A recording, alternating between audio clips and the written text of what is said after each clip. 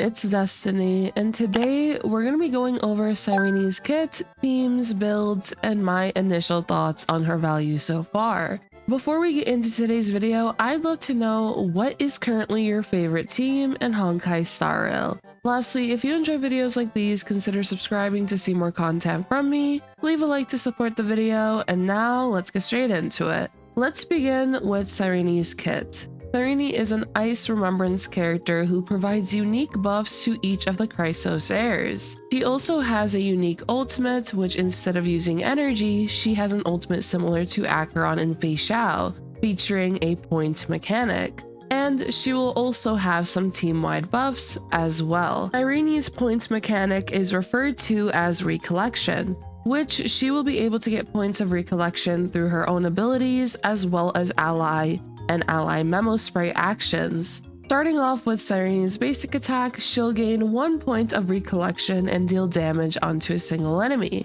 As for her skill, she'll gain 3 points of recollection and deploy a zone that will allow the team to deal true damage onto enemies. As for her ultimate, you'll need 24 points of recollection to activate it initially. Whenever combat begins or after Cyrene takes action, other ally characters and their memo sprite will gain Future, and whenever an ally with Future takes action, they'll consume it in order to give Cyrene 1 point of recollection. It's also worth noting that the more Chrysos Heirs you have on a team, the more points of recollection Cyrene will begin the battle with, which will assist with getting to 24 points of recollection in order to take advantage of her ultimate. As for her ultimate, she'll activate all team members' ultimates and also enter an enhanced state that will enhance her basic attack, allow her to gain more crit rate, as well as deploy the zone from her skill, which this will now last for the entire battle. After the initial ultimate, the cost of her ultimate will reduce to only needing 12 points of recollection. Her ultimate will also allow you to take advantage of her memo sprite abilities, which will allow you to either deal an AoE attack onto enemies or provide a buff for one ally. If the ally is a Chrysos Heir, they'll receive a special buff, but if the ally is not a Chrysos Heir, they'll receive a damage boost instead. The list of the Chrysos Heirs would consist of Tribi, Saridra, Evernight, Dan Heng, Hyacine, Phainon, Anaxa, Aglaea, Mighty, Castorice, Cypher, Remembrance Trailblazer, and of course Cyrene herself. This unique buff for each Chrysos Heir provides different benefits depending on which heir you use the buff on,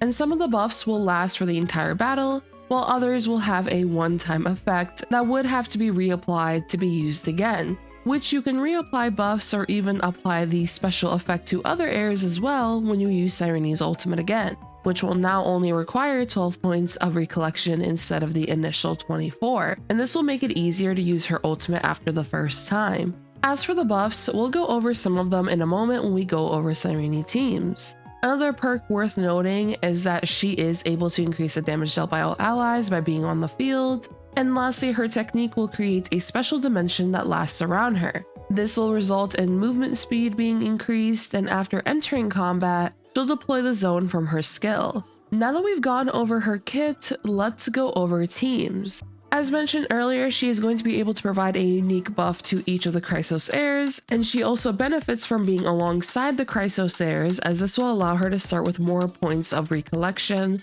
depending on how many heirs are on the team. Being able to efficiently gain points of recollection for Cyrene will be essential for taking advantage of her ultimate's benefits. Let's begin with Castorice and Cyrene. This team will be able to quickly gain points of recollection for Cyrene since there will be numerous memo sprites also assisting with gaining more recollection points. Cyrene will be able to provide damage buffs, true damage buffs, and as for what she'll provide Castorice will now be able to overflow the amount of new blood she has up to 200%. And this will result in increasing the damage multiplier of the damage dealt by Netherwing's attack, Wings Sweep the Ruins. And this will be effective for the entire battle once you use Cyrene's memo sprite buff on Castorice. From there, you can also provide Cyrene's buffs to the other Chrysos Heirs on the team as well when you use her ultimate again throughout battle.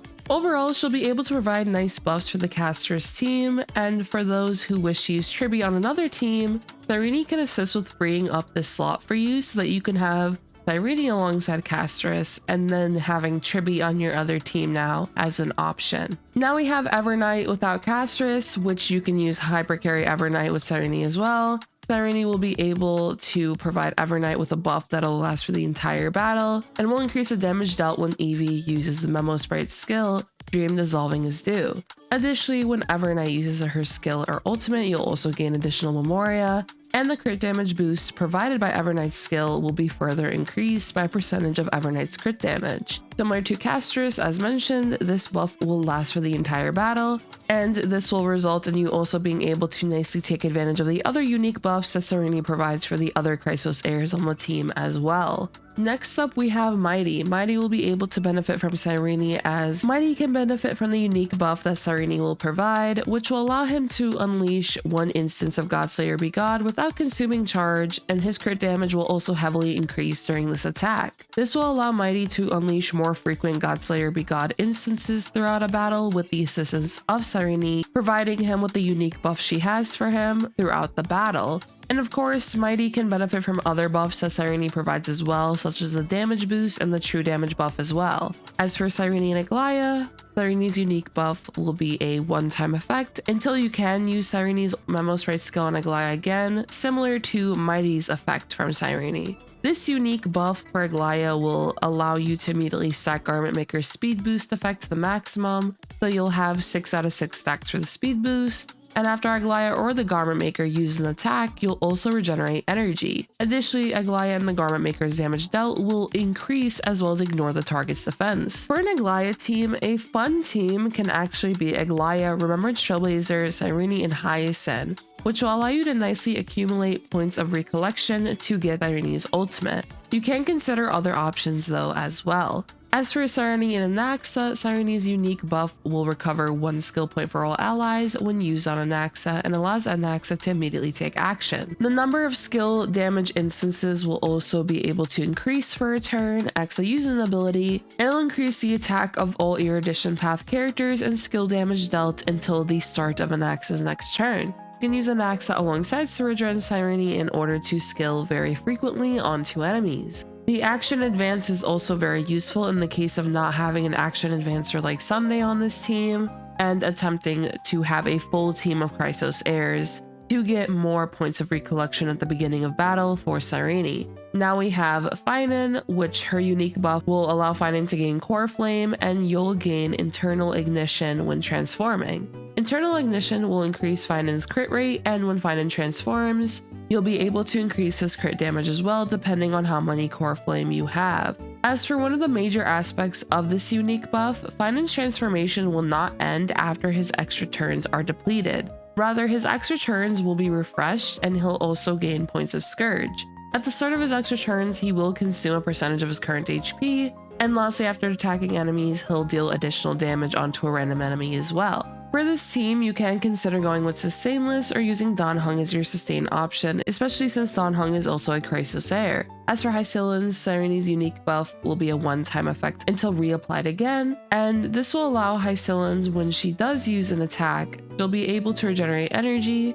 and in the battle, Hyacine's damage dealt will increase, and after she uses a basic attack or skill to attack enemies, the damage over time applied onto the attacked enemies will immediately produce damage equal to a percentage of the original damage, meaning that Hyacine will now be able to detonate the damage over time inflicted onto an enemy with her skill or basic attack with Cyrene's unique buff. The additional detonations assist with dealing even more damage onto enemies overall. When it comes to Cyrene's teams as a whole, some teams will feel better than others, as some teams will be able to benefit more from the buffs that she provides, as well as being able to charge her ultimate faster to take advantage of the unique buffs she provides at a faster rate. For example, the Castorice team features frequent attacks and many memo sprites. This will assist with getting points of recollection for Cyrene, which this will allow you to now have an easier time with getting these points for her initial ultimate in comparison to other teams. I'll also be releasing Cyrene showcases in a couple of days, which can help with giving an idea of how easy or potentially difficult it may be to get Cyrene's first ultimate in a timely manner,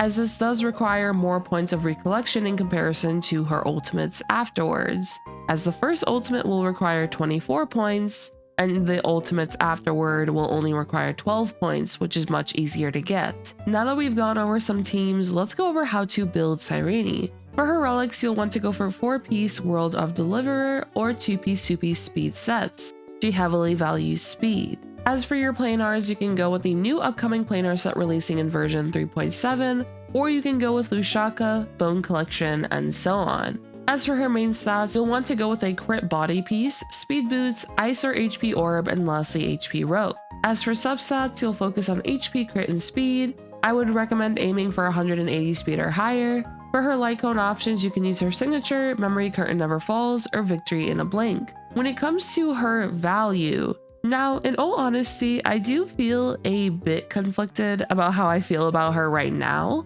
I do feel as though her value heavily depends on which Chrysos Heirs you have on your account, or if you have any Chrysos Heirs at all. In the case of a Castorice team, I can see Cyrene being worthwhile, especially as this will allow you to free up your Tribi for your other teams. But something to keep in mind is that since we are getting a Hyacine rerun, if you haven't pulled Hyacine already, I would definitely say that Hyacine is a pretty important character to consider picking up, as not only does she help with getting Cyrene's initial ultimate with how frequently she takes action, as well as Little Ika, but Hyacine is also an important character for Castorice as a whole, and this also applies to Evernight. I would see Hyacine as more of a priority. As for other teams in general, this would come down to what supports you already have on your account. For example, let's say you had a nicely built Aglaea team featuring Sunday, Robin or Chibi, and Huahua, and you aren't having many issues clearing content, then your need for Cyrene can end up being lower.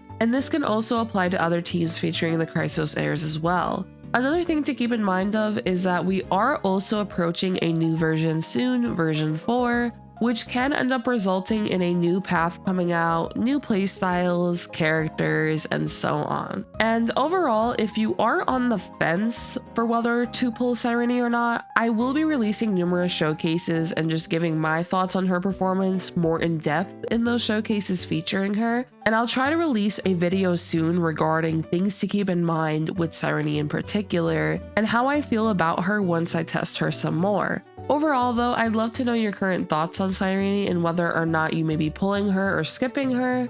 And lastly, if you did enjoy today's video, do make sure to subscribe, leave a like to support today's video, and I hope you all have a great one. Bye bye!